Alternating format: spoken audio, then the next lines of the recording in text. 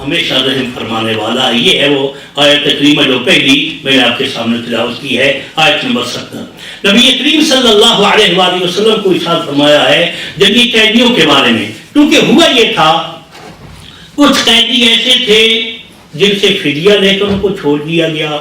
کچھ ایسے تھے جن کو یہ فرمایا گیا کہ تم پڑھے لکھے لوگ ہو، ہمارے بچوں کو پڑھاؤ، ان کو پڑھنا لکھنا سکھاؤ تو ہم تمہیں آزاد کر دیں گے، تم سے بھی کچھ نہیں لیا جائے گا. کچھ ایسے تھے جو نہ بیچارے پڑھا سکتے تھے اور نہ لکھنا سکھا سکتے تھے، لیکن وہ بھی تھے قیدی، اب ان کو بھی رہا کرنا تھا. تو اللہ کے محبوب نبی صلی اللہ علیہ وسلم کو اللہ تبارک و تعالی نے ارشاد فرمایا محبوب کوئی بات نہیں، ان کو فری میں فری کر دو، ان سے کوئی فدیہ نہ لو، اور یہ امید اور گمان رکھو اور ان کو یہ بتا دو دیکھو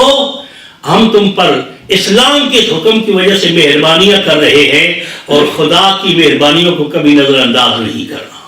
اب اس کا نتیجہ یہ ہوا کہ بہت سے جنگی قیدی ان کو رب العالمین جل جلالہ نے ایمان کی دولت عطا فرما دی اور وہ مسلمان ہو گئے. جاتے ہوئے حضور ان کو یہ بتا رہے ہیں کہ اللہ کریم ارشاد فرما رہا ہے. اب دیکھیے نہیں جنہوں نے فدیہ دیا تھا اب ان کو اللہ ارشاد فرما رہا ہے کہ تم فدیہ دینے سے کتراتے تھے، آزادی کے لیے بہانے ڈھونڈتے تھے. یعنی بہت سے آدمی ایسے تھے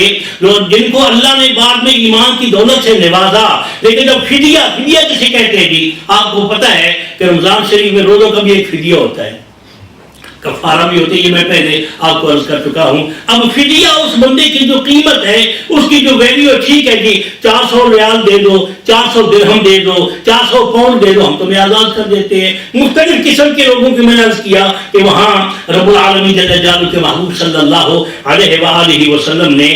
فدیہ رکھا تھا، فدیہ دو تو آزاد ہو جاؤ. اب جن لوگوں کے دلوں میں اللہ نے ایمان کی دولت رکھی ہوئی تھی ابھی ظاہر نہیں ہوئی تھی، اب اس موقع پر انہوں نے کلمہ پڑھنا تھا، اب ان کو بھی خیال تھا ہمارا دل تو ہے مسلمان ہونے کو لیکن ہم سے یہ پیسہ لیا جا رہا ہے، ہم سے فدیہ دیا جا رہا ہے. تو اللہ کریم تسلی دے رہے ہیں اب جو تم فدیہ دے رہے ہو تو خداوند قدوس جل جلالہ نے اگر تم سے ایمان کی دولت کو قبول کر لیا، تم مسلمان ہو گئے، تو اس فدیہ کے بدلے میں رب العالمین جل جلالہ تمہیں سینکڑوں گناہوں عطا فرمائے گا، تم بڑے مالدار ہو جاؤ گے. صرف ضرورت اس بات کی ہے کہ تمہارا دل جو ایمان سے ابھی تھوڑا بہت متاثر ہو رہا ہے اس کا تم اظہار کر کے مسلمان ہو جاؤ.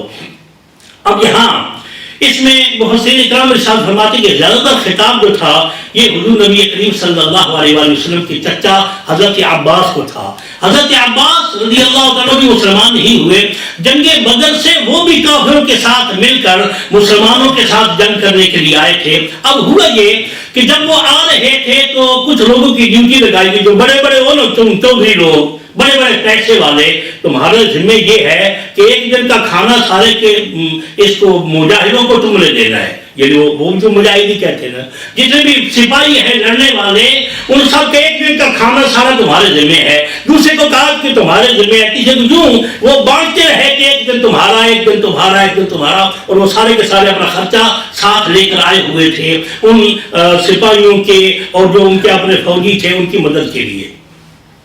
اتفاق یہ ہوا کہ حضور نبی کریم صلی اللہ علیہ وآلہ وسلم کے چچا حضرت عباس رضی اللہ تعالیٰ عنہ جب آخری دن تھا جنگ بدر کا، اس دن ان کی باری تھی کھانے کی، انہوں نے کھانا کھلانا تھا وہ سارے ان کی جو فوجی تھے ان کو. اتفاق یہ ہوا کہ اللہ کریم نے مسلمانوں کو فتح عطا فرما دی اور سارے کے سارے کافر جو ہے وہ بھاگنے لگ گئے، کچھ قیدی ہو گئے. اب علی جہاں حضرت عباس رضی اللہ عنہ اور دوسرے کئی اور بندے جو قیدی بن کر آئے، نبی کریم صلی اللہ علیہ وآلہ وسلم نے ساتھ فرمایا اچھا بات یہ ہے جی تم اگر آزادی چاہتے ہو تو فدیہ دے دو تو آزادی مل جائے گی تمہیں.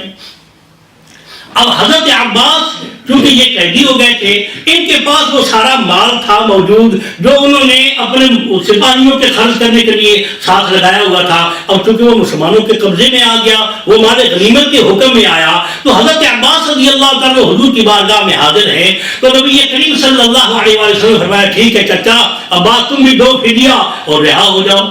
کہتے جی میرے پاس جو کچھ تھا وہ میں لایا ہوا تھا ساتھ، تو وہ تو تم والے بندوں نے قبضہ کر لیا ہے، یعنی مال غنیمت کے طور پہ وہ ہم سے لے لیا ہے، تو میرے پاس کیا ہے. تو نبی کریم صلی اللہ علیہ وسلم نے ارشاد فرمایا بات یہ ہے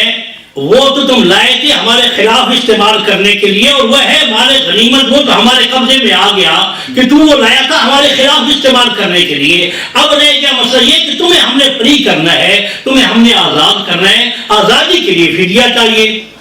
وہ کہتے ہیں میرے پاس تو ہے ہی کچھ نہیں، میں کیا فدیہ دوں؟ سبحان اللہ۔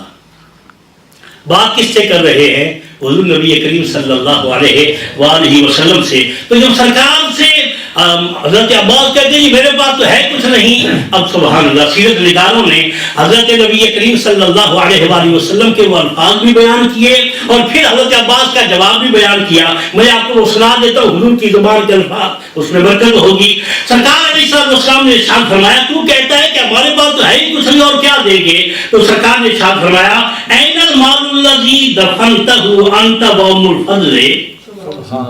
عباس چچا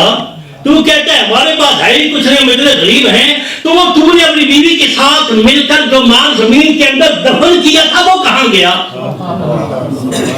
اب حضرت عباس حیران ہیں۔ اچھا پھر نبی کریم صلی اللہ علیہ وسلم نے یہ ارشاد فرمایا فقلت لها ان صبت فی سفری هذا فهذا المال بنی۔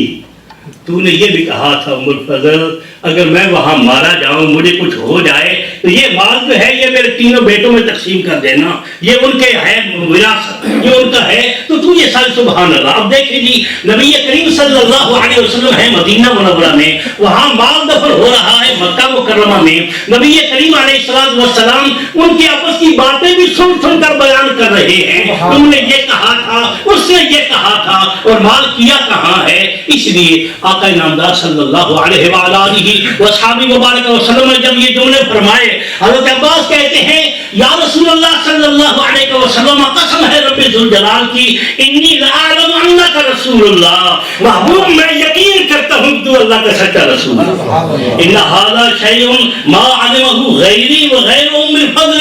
یا رسول اللہ میرے سوا اور میری بیوی کے سوا یہ کسی کو نہیں پتا تھا خزانہ کہاں ہم نے دفن کیا ہے، کہاں رکھا ہے۔ اب اس کے بعد کہتے ہیں حضور اب میں آپ کو اللہ کا رسول مانتا ہوں۔ مطلب یہ ہوا جنہوں نے یہ یقین رکھا کہ اللہ نے اپنے محبوب نبی کو غیب کا علم دیا ہے، خدا نے ان کو ایمان کی دولت دی۔ سبحان اللہ۔ حضرت عباس مسلمان ہو گئے۔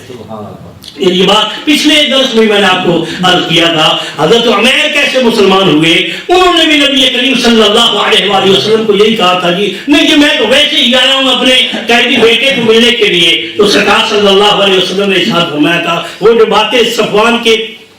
بن امیہ کے ساتھ عمیر کی ہوئی تھی، حضور نے ارشاد فرمایا تھا ہاں میں تمہیں بتاؤں کہ تم واقعی ایک تلوار لٹکا کے آئے کہ میں بیٹے کو ملنے آئے، واقعی بیٹے کو ملنے آئے تھے یا کوئی اور بات تھی؟ سرکار فرماتے ہیں تمہاری وہاں ملاقات ہوئی تھی صفوان کے ساتھ اور تم ایک ایگریمنٹ کر کے آئے تھے۔ ایگریمنٹ کیا تھا جی تحملت له بقتلی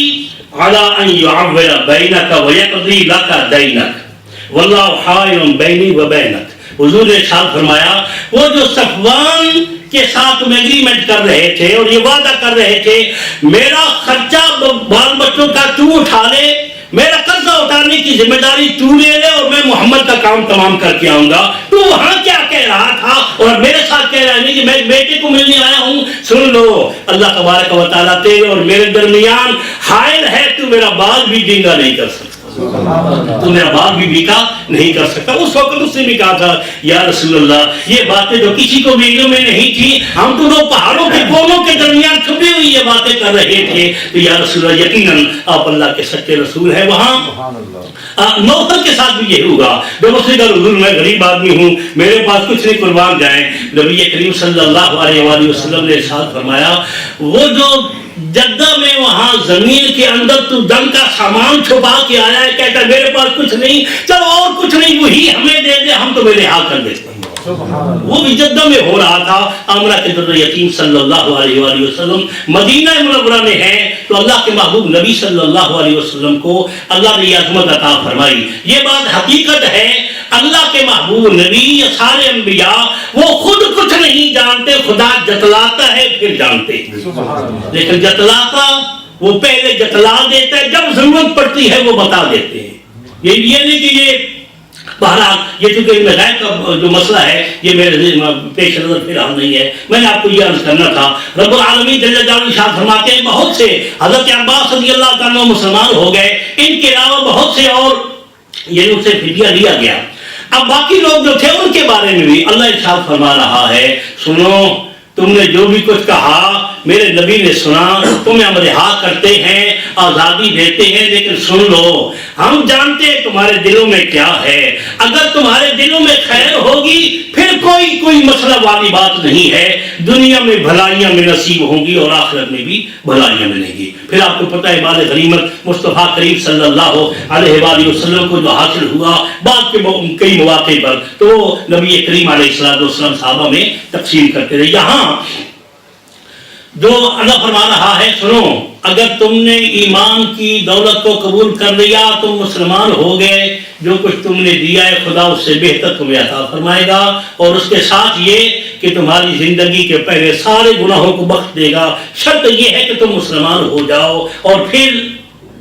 مما اخذ منکم ویغفر لکم واللہ غفور الرحیم، خداوند قدوس میں بخشے گا اور اللہ بخشنے والا مہربان ہے۔ اچھا، اب حضور نبی کریم صلی اللہ علیہ وآلہ وسلم عرض کرتے ہیں الہ العالمین، اگر انہوں نے مجھ بےایمانی کی کہ چلی میں مسلمان ہوتا ہوں، مکہ میں جائیں وہاں اپنی پارٹی کے ساتھ ملیں تو پھر وہاں بگڑ جائیں، بولیں کہ ہمیں ضرورت نہیں، وہاں تو ہم نے دھوکہ دیا، جان چھڑائی اور یہاں آ گئے۔ رب العالمین جل جلالہ ارشاد فرمائے محبوب یہ ممکن ہے، وَإِن يُرِيدُوا خِيَانَتَكَ فَقَدْ خَانُوا اللَّهَ مِن قَبْلُ فَأَمْكَنَ مِنْهُمْ، محبوب یہ ممکن ہے کہ یہ خیانت کریں کیونکہ انہوں نے پہلے اللہ سے بھی خیانت کی ہے۔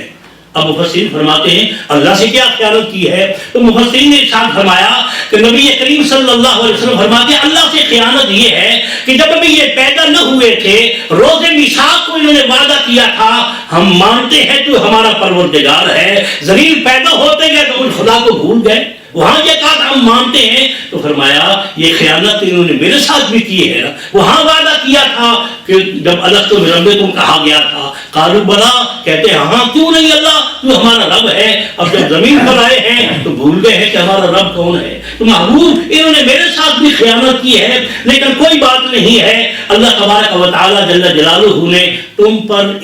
تمہیں آپ کو ان پر حکومت دی ہے، ان کو تمہارے قبضے میں دے دیا ہے، اس لیے اللہ جانتا ہے اور وہ حکمت والا ہے، یقیناً کچھ ایسے خوش نصیب ہوں گے جو تمہاری اس رہائی کی وجہ سے ایمان کی دولت قبول کر لیں۔